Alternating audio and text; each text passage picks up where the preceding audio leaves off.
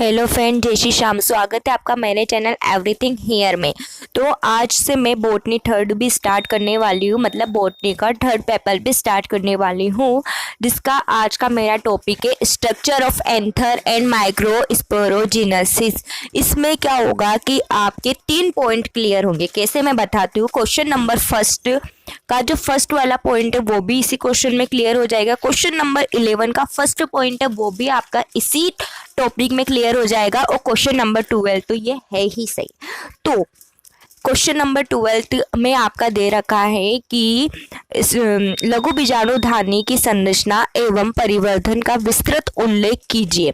मतलब structure of anther and माइक्रोस्पोरोजिनस हमको बताना है। तो हम सबसे पहले स्ट्रक्चर ऑफ एंथर समझ लेते हैं। मतलब हम सबसे पहले एंथर को समझ लेते हैं। एंथर क्या वर्क करता है? एंथर माइक्रोस्पोर और पोलन ग्रेन को बनाने का वर्क करता है। क्या वर्क करता है?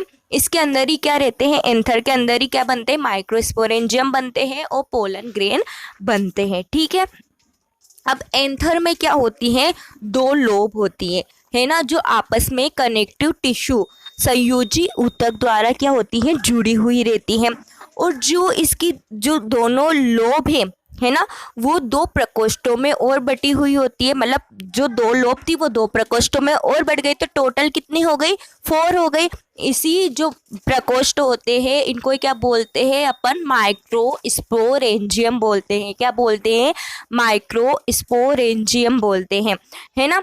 तो इसमें क्या होता है कि ये जो माइक्रोस्पोरेंजियम जो होती हैं वो क्या हो गई? 2 लोब युक्त हो गई, है ना। तो इसे हम क्या बोलेंगे? द्विकोष्ठी बोलेंगे। क्या बोलेंगे? द्विकोष्ठी बोलेंगे। और ये जो 2 लोब है, इन लोब में से एक लोब तो कैसी होती है? आपकी छोटी होती है, और दूसरी लोब क्या होती है? बड़ी होती है। अब धीरे धीरे जैसे जैसे ये माइक्रोस्पोरेंजियम डेवलप होती जाती है, तो क्या होती है कि जो इनके बीच की जो वॉल होती है वो टूट जाती है, और ये क्या होती है? एक बड़े प्रकोष्ठ में कन्वर्ट हो जाती है। और क्या बना लेती है? ये एक बड़ा प्रकोष्ठ बना लेती है। लेकिन बहुत सारे पौधों में ऐसा देखा गया है कि उसमें है ना केवल एक ही लोब पाई जाती है। ये तो हम क्या बात कर रहे हैं कि भाई उसमें 2 लोब पाई जा रही है, लेकिन बहुत सारे साइंटिस्ट ने जब रिसर्च करी तो उन्होंने देखा कि बहुत सारे ऐसे प्लांट भी है, जैसे मालवेसी के सदस्य ले लो, मोरिंजा को ले लो, उसमें क्या होता है? एक ही लोब पाई जाती है। और इन एक ही लोब में क्या होता है? उसमें 2 माइक्रोस्पोरेंजियस पाए जाते हैं। अब अपन देखते हैं कि जो माइक्रोस्पोरेंजिया है उसका डेवलपमेंट कैसे होता है, उसका विकास कैसे होता है। तो देखो क्या होता है कि जब हमको ये जानना होता है कि भाई माइक्रोस्पोरेंजिया का विकास कैसे हो रहा है, हमको तो ये जानना है। तो हम क्या करते हैं? उसके लिए एक एंथर को लेते हैं। किसको लेते हैं? एक एंथर को लेते हैं जो 4 परिकोष्ठ युक्त हो, मतलब जिसमें 2 लोब हो, उस वाले एंथर को हम लेंगे। जो एंथर अभी पूरी तरह से डेवलप नहीं हुआ है, यंग है, उसको हम काट के देखते हैं। जब हमने उसको काट के देखा तो क्या हुआ? हमको होमोजीनस सेल का एक ग्रुप देखा, मतलब होमोजीनस टिश्यू हमको दिखा। हम जानते हैं कि सेल का अगर ग्रुप बन जाता है तो हम उसे टिश्यू बोलते हैं। तो जब हमने उस एंथर को काट के देखा तो हमें होमोजीनस सेल का एक ग्रुप दिखा। वो जो ग्रुप था वो काय से कवर था? एपिडर्मिस लेयर से कवर था। उसके ऊपर क्या था? चारों ओर से क्या था? उसके ऊपर एपिडर्मिस थी। कुछ समय पश्चात क्या हुआ? हमने देखा कि जो वो होमोजेनस टिश्यू है वो क्या हो गया? हमने देखा कि कुछ समय पश्चात होमोजेनस टिश्यू जो था वो 4 लोब में क्या हो गया? कन्वर्ट हो गया। मतलब उसने क्या बना ली? 4 पाली बना ली। क्या बना ली? 4 पाली बना ली। और जो हाइपोडर्मिस जो सेल थी उसकी, होमोजेनस टिश्यू में जो हाइपोडर्मिस सेल थी वो क्या हो गई? आकार में बड़ी होने लग गई। और उसके साथ उनके न्यूक्लियस भी क्या हो गए? आकार में बड़े होने लग गए। और वो आकार में बड़े होकर उन्होंने क्या करा? आर्की स्पोरियल सेल का निर्माण कर लिया। क्या कर लिया? आर्की स्पोरियल सेल का निर्माण कर लिया। आर्की स्पोरियल जो सेल होती है वो अगर आप दूसरे प्लांट में देखोगे, अलग अलग एंथर को काट के देखोगे तो सभी में उसकी स्ट्रक्चर अलग अलग होती है। जो आर्की स्पोरियल सेल जो होती है वो अनुप्रस्थ रूप से विभाजित होकर बाहर की ओर तो क्या बना लेती है, प्राथमिक भित्ति कोशिका बना लेती है, तथा अंदर की ओर क्या बना लेती है, वो स्पोरोजिनस सेल बना लेती है।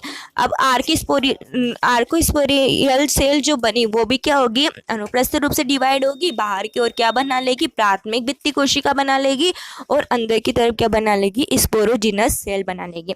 अब जो बाहर की ओर प्राथमिक भित्ति कोशिका बनी है वो भी परिणतिक और अपनतिक रूप से विभाजित होगी और क्या बनाएगी, 3 से 5 संकेंद्री परतों का क्या कर लेगी, ये निर्माण कर लेगी। और जो अंदर की साइड बनी थी स्पोरोजिनस सेल, या तो वो सीधे ही स्पोर मदर सेल में कन्वर्ट हो जाएगी या फिर क्या करेगी, वो परिणतिक और अपनतिक विभाजन के द्वारा स्पोरोजिनस टिश्यू में कन्वर्ट हो जाएगी। कुछ पादप में तो कैसा क्या होता है कि आर्की स्पोरियल सेल बनती ही नहीं है, वो जो हाइपोडर्मिस सेल होती है वो सीधे ही स्पोरोजिनस सेल में क्या हो जाती है, कन्वर्ट हो जाती है। अब हम इसके वॉल लेयर की भी बात कर लेते हैं। भाई जो एंथर है उसमें कितनी वॉल पाई जाती है, तो एंथर में सबसे बाहर की साइड क्या पाया जाएगा, एपिडर्मिस पाया जाएगा। जो ये एपिडर्मिस होती है ये सबसे आउटर कवरिंग होती है, सबसे बाहरी परत होती है, और ये इन सेल की जो चौड़ाई होती है वो तो अधिक होती है लेकिन उनकी लंबाई क्या होती है, कम होती है। और ये क्या होती है, जो शुष्क अवस्था में मतलब ड्राई एरिया में जो प्लांट रहते हैं उनमें ये लेयर जो होती है शीघ्र ही नष्ट हो जाती है। उसके बाद में एपिडर्मिस के नीचे कौन सी लेयर मिलेगी आपको, एंडोथीसियम मिलेगी। क्या मिलेगी, एंडोथीसियम मिलेगी। और जो ये एंडोथीसियम लेयर जो होती है वो क्या होती है, जब परागकण का प्रकीर्णन होता रहता है उस टाइम पे बहुत ही ज़्यादा डेवलप होती है, मतलब उसका डेवलपमेंट सीजन ही बहुत ज़्यादा होता है। कब होता है, जब परागकण का प्रकीर्णन होता है। उसके बाद में क्या पाई जाती है, मिडिल लेयर पाई जाती है जो एंडोथीसियम के नीचे पाई जाती है। और ये जो मिडिल लेयर होती है वो जब पॉलिनेशन होता रहता है, मतलब परागकण का विकीर्णन होता रहता है, तभी क्या होती है, ये नष्ट हो जाती है। इसके बाद में सबसे लास्ट में पाई जाती है आपकी टेपिटम, और ये ही सबसे ज़्यादा इम्पोर्टेंट है। क्यों इम्पोर्टेंट है, क्योंकि इससे ही स्पोरोजिनस टिश्यू जो खाना खाएगा, जो भी उसको न्यूट्रिएंट चाहिए, वो इसी सेल के अंदर से होके गुजरते हैं। और ये क्या होती है, एक परत के रूप में होती है, और इसमें सघन जीव द्रव्य भी क्या होता है, प्रेजेंट होता है। और ये क्या होती है, परिकोष्ठ में बीजाणु तक को घेरे हुए रहती है। अब इसी के साथ हमारा एक पॉइंट और क्लियर हो जाता है, मतलब वो क्वेश्चन नंबर आपका कौन सा 9th का सेकंड टॉपिक है, टेपिटम के टाइप दे रखे हैं उसमें लिख रखा है टेपिटम। तो हमने टेपिटम तो पढ़ लिया था अभी कि टेपिटम में कैसे क्या होता है। अब टेपिटम का टाइप और पढ़ लेते हैं।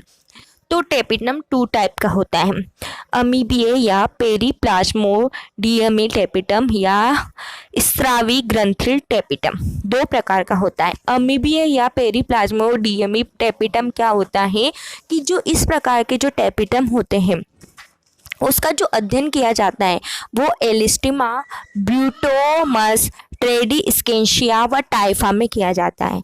और जो इन पादपों में जो टेपिटम है ना, जो इन पादपों में जो टेपिटम पाया जाता है या फिर इन पादपों में जो टेपिटम का अध्ययन करने पर हमको क्या पाया गया कि जो इनकी अरीय व भीतरी कोशिकी भित्तियाँ जो होती है, इस टेपिटम की अरी भीतरी कोशिका जो होती है वो जल्दी ही क्या हो जाती है, डीजनरेट हो जाती है, नष्ट हो जाती है। और इनके विघटन के फलस्वरूप जो इनमें जो जीव द्रव्य होता है वो क्या होता है, परागकोष्ठ की ओर गति कर जाता है। अब सभी टेपिटम कोशिकाओं से जीव द्रव्य मुक्त होगा तो ये सभी जीव द्रव्य आपस में क्या हो जाएगा, मिल जाएगा, और मिलकर क्या हो जाएगा, परागमत कोशिका को घेर लेता है और ये क्या बना लेता है, संयुक्त जीव द्रव्य या पेरीप्लाज्मोडियल द्रव्य कहलाता है। ये जो जीव द्रव्य एकत्रित हुआ, क्या हुआ भाई, अमीबिया या पेरीप्लाज्मोडियमी टेपिटम में क्या होता है कि ये वाला जो टेपिटम होता है वो जल्दी ही डिजनरेट हो जाता है।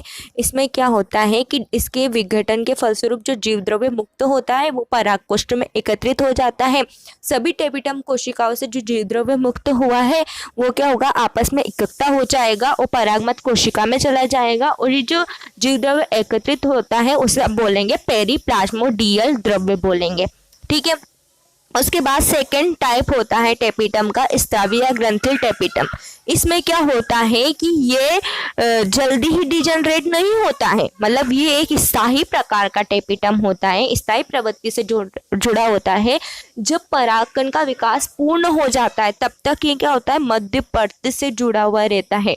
शुरू में जो ग्रंथिल टेपिटम की जो सेल होती है उनमें अनेक कोशिकीय उपांग पाए जाते हैं, जैसे कि माइटोकॉन्ड्रिया, लवक, डिक्टियोस्टोमा, राइबोसोम और कुछ विशेष प्रकार की गोलाकार संरचना पाई जाती है, जिन्हें अपन क्या बोलेंगे, प्रोयूबिश पिंड बोलेंगे। क्या बोलेंगे, प्रोयूबिश पिंड बोलेंगे। इन प्रोयूबिश जो पिंड है इनकी सतह पर स्पेरोपोलेनिन नामक पदार्थ का जमाव होता है। क्या होता है, स्पेरोपोलेनिन नामक पदार्थ का जमाव होता है, जिसे हम यूबिश पिंड बोलेंगे।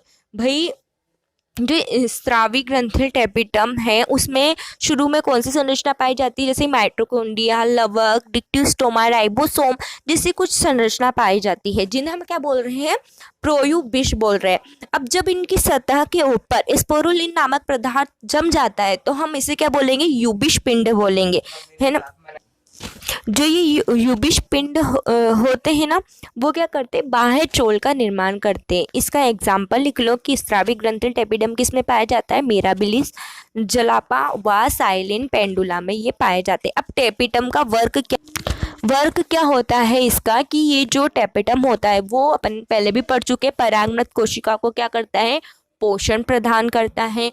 और इस टेपिटम में जो केलेज एंजाइम जो पाया जाता है वो क्या करता है, चतुष्क में जो उपस्थित परागकण है उनको क्या रखता है, विलग करता है। टेपिटम कोशिका का एक महत्वपूर्ण योगदान ये होता है कि पोलन किट तथा ट्रिफाइन का ये क्या करते हैं, निर्माण करते हैं। और जो अर्धसूत्री विभाजन के बाद जो टेपिटम सेल एक महत्वपूर्ण कार्य करती है वो यह है कि ये यूबिश कोशिकाओं द्वारा क्या करती है, बाह्य चोल का निर्माण करती हैं।